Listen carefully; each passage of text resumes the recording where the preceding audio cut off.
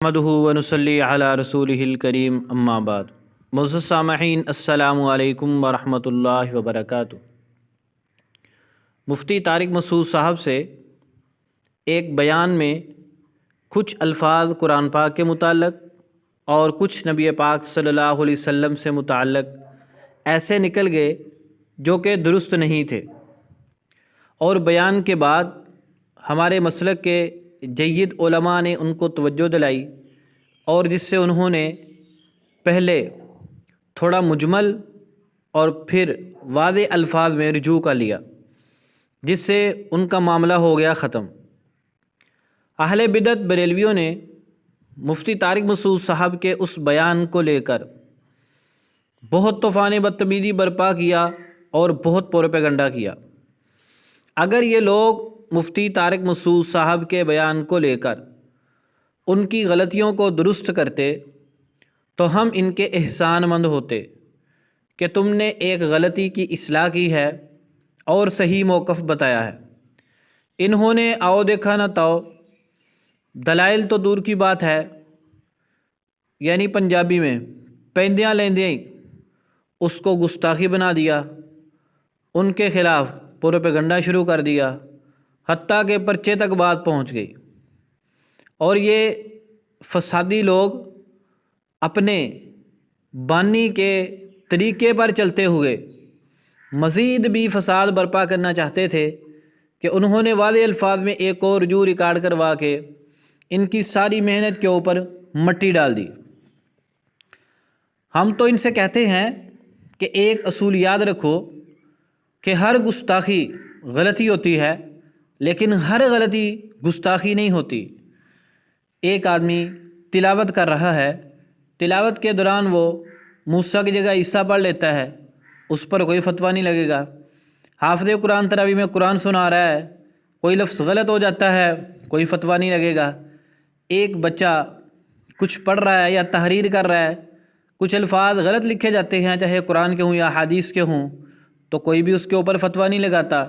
اسی طرح دوران گفتگو کسی بھی مسلک کے کسی بھی عالم سے ایسے الفاظ نکل سکتے ہیں جو صحیح نہیں ہوتے، تو تنبیہ کرنے کے اوپر وہ رجوع کر لیتا ہے، تو اس میں تو کوئی حرج کی بات ہی نہیں ہے۔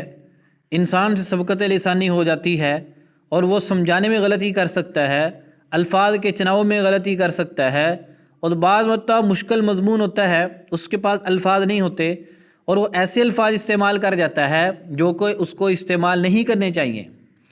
تو ان چیزوں کو تو ہم اقرار کرتے ہیں کہ ایسا ہو جاتا ہے، لیکن یہ فسادی بدبخت ایسا ٹولہ ہے کہ یہ غلطی کو اٹھا کے گستاخی پر پہنچا دیتا ہے اور پھر پروپیگنڈے کی مشین تیز کر دیتا ہے، جیسے کہ ان کا بانی احمد رضا خان بریلوی کرتا تھا۔ آج ہم ان کے بڑوں کے کچھ حوالے پیش کریں گے قرآن پاک کے بارے میں، اور پھر ہم دیکھیں گے کہ یہ فسادی لوگ ان عبارتوں کو، ان باتوں کو بھی گستاخی قرار دیتے ہیں یا غلطی قرار دیتے ہیں، اور اپنے بڑوں کے اوپر یہ کیا فتوے لگاتے ہیں۔ ہم سب سے پہلے ان کے بانی کو لیتے ہیں، احمد رضا خان بریلوی کو، جس نے ان کو یہ فساد کرنے کا طریقہ سکھلایا۔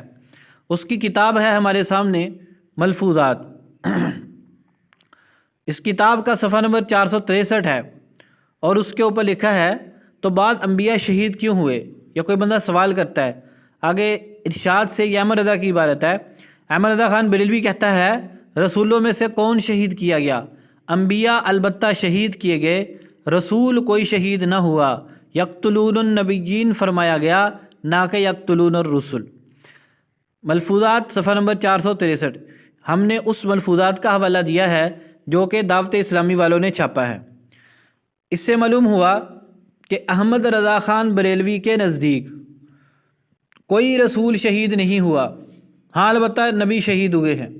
حالانکہ احمد رضا خان بریلوی کا یہ نظریہ اور عقیدہ قرآن پاک کے صریح خلاف ہے۔ یہ دیکھیں، ہم آپ کے سامنے قرآن پاک کی آیت پیش کرتے ہیں۔ اللہ جل شانہ فرماتے ہیں سورہ بقرہ آیت نمبر 87، افکلما جاءکم رسول بما لا تہوی انفسکم استکبرتم ففریقا کذبتم وفریقا تقتلون، کہ جب کبھی تمہارے پاس رسول وہ چیز لائے جو تمہاری طبیعتوں کے خلاف تھی، تم نے جھوٹ سے تکبر کیا، پس بعض کو تو جھٹلا دیا اور بعض کو قتل بھی کر ڈالا۔ سورہ بقرہ آیت نمبر 87۔ اس آیت سے واضح طور پر معلوم ہوا کہ ان لوگوں نے کچھ رسولوں کو فقط جھٹلایا اور کچھ کو اللہ معاف کرے جھٹلانے کے ساتھ شہید بھی کر دیا۔ اور احمد رضا خان کیا کہہ رہا تھا کہ رسول کوئی بھی شہید نہیں ہوا، اور قرآن کیا کہتا ہے؟ رسولوں کی ایک جماعت شہید ہوئی۔ ہم پوچھتے ہیں اب یہاں تم بتلاؤ اے بدعتیو، اگر تم نے ماں کا دودھ پیا ہے تو احمد رضا خان بریلوی نے جو اس آیت کا انکار کیا ہے اس کے اوپر کیا فتویٰ لگتا ہے؟ آگے چلیے جی، ہمارے سامنے احمد رضا خان بریلوی کی کتاب ہے احکام شریعت۔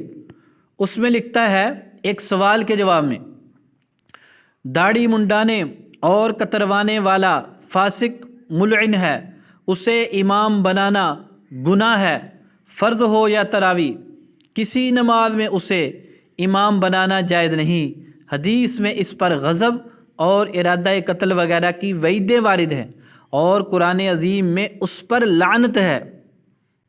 احکام شریعت صفحہ نمبر 149۔ اب ذرا اس کے اوپر غور کریں، احمد رضا خان نے کیا کہا؟ احمد رضا خان بریلوی کہتا ہے کہ داڑھی منڈوانے والا اور کتروانے والا فاسق ہے، اور قرآن عظیم میں ان کے اوپر لعنت ہے۔ اس بات میں کوئی شک نہیں ہے کہ داڑھی رکھنا نبی پاک صلی اللہ علیہ وسلم اور دیگر انبیاء کی سنت ہے، اور داڑھی کٹوانا سخت گناہ ہے۔ لیکن ہم ان سے پوچھتے ہیں کہ قرآن پاک میں کس جگہ پر یہ حکم موجود ہے کہ جو آدمی داڑھی کٹواتا ہے یا منڈواتا ہے اس کے اوپر اللہ کی لعنت ہے؟ بتلاؤ تم قرآن پاک میں کہاں لکھا ہوا ہے کہ جو بندہ داڑھی کٹواتا ہے یا منڈواتا ہے اس کے اوپر اللہ کی لعنت ہے؟ احمد رضا خان بریلوی نے اپنی کتاب احکام شریعت میں قرآن پر جھوٹ بولا ہے۔ ہم ان بدعتیوں سے پوچھتے ہیں بتاؤ احمد رضا خان بریلوی کے اوپر کیا فتویٰ لگے گا؟ آگے چلیے، یہ ہمارے سامنے ان کی کتاب ہے خزائن العرفان۔ اس کو لکھنے والا احمد رضا خان بریلوی کا نامور شاگرد ہے نعیم الدین مراد آبادی۔ اس نے سورہ بقرہ کے دوسرے رکوع میں تفسیر میں لکھا ہے، کیا کہتا ہے؟ اس سے معلوم ہوا کہ کسی کو بشر کہنے میں اس کے فضائل و کمالات کے انکار کا پہلو نکلتا ہے۔ ہمارا یہ موضوع نہیں ہے، لیکن آپ اس پر ذرا غور کر لیں کہ ان کے نزدیک کسی کو بشر کہنے سے اس کے فضائل و کمالات کے انکار کا پہلو نکلتا ہے۔ یعنی جو بریلوی بھی حضور صلی اللہ علیہ وسلم کو بشر کہتے ہیں وہ حضور صلی اللہ علیہ وسلم کے فضائل و کمالات کا انکار کرتے ہیں بقول نعیم الدین مراد آبادی کے۔ آگے کہتا ہے اسی لیے قرآن پاک میں جا بجا انبیاء کرام کے بشر کہنے والوں کو کافر فرمایا گیا ہے۔ یہ ہماری مدلول یہ عبارت ہے وہ جس سے ہمارا استدلال ہے۔ ہم ان سے پوچھتے ہیں کہ سورہ فاتحہ سے لے کر سورہ والناس تک آپ ایک سورت کی ایک آیت دکھائیں جس میں اللہ جل شانہ نے یہ فرمایا ہو کہ نبیوں کو بشر کہنے والا کافر ہے۔ اللہ جل شانہ تو خود حضور صلی اللہ علیہ وسلم سے فرما رہے ہیں قل انما انا بشر مثلکم، کہ اے نبی آپ ان سے فرما دیجئے کہ میں بھی تمہارے مثل بشر ہوں۔ اب بتائیں ذرا، تو قرآن کی کس آیت میں لکھا ہوا ہے کہ جو نبی کو بشر کہے وہ کافر ہے؟ نعیم الدین مراد آبادی نے واضح الفاظ میں قرآن پاک پر جھوٹ بول رہا ہے۔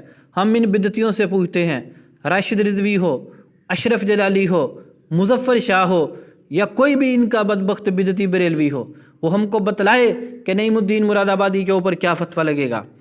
آگے چلیے ذرا، یہ ہمارے سامنے کتاب ہے، یہ ان کا ایک مناظر گزرا ہے عمر اشروی۔ اس نے اپنی کتاب میں لکھا ہے حضرت مولانا اشرف علی تھانوی رحمۃ اللہ علیہ کا اعتراض کا جواب دیتے ہوئے کہتا ہے کہ کسی لڑکے یا دیوانے یا کتے وغیرہ کے نازل شدہ قرآن پر ہی ایمان لے آئے اور او او کرتا پھرے۔ ہم پوچھتے ہیں کہ تم اگلے کے اعتراض کا جواب بھی دے سکتے ہو، تمہیں حق ہے، تحقیقی دو، الزامی دو، تسلیمی دو، جیسے مرضی دو، لیکن تم جواب میں یہ کہہ رہے ہو کہ کسی لڑکے یا دیوانے یا کتے کے نازل شدہ قرآن۔ ہم کہتے ہیں وہ بدبخت، تم نے کہاں قرآن پاک کو جیسی عظیم پاک مقدس منزہ کتاب کو کتے کے ساتھ جوڑ دیا؟ وہ کتے کی نازل شدہ کتاب قرآن کون سا ہے وہ تو بتلاؤ ذرا۔ یہ مقیاس حنفیت صفحہ نمبر 223، یہ کہتے ہیں یہ الزامی جواب ہے۔ یہ کیسا الزامی جواب ہے؟ یہ کہہ دیتا کہ تو انہوں نے جو کتاب اتاری ہے اس کے اوپر ایمان لیا، تم نے تو صاف قرآن کا لفظ استعمال کیا ہے۔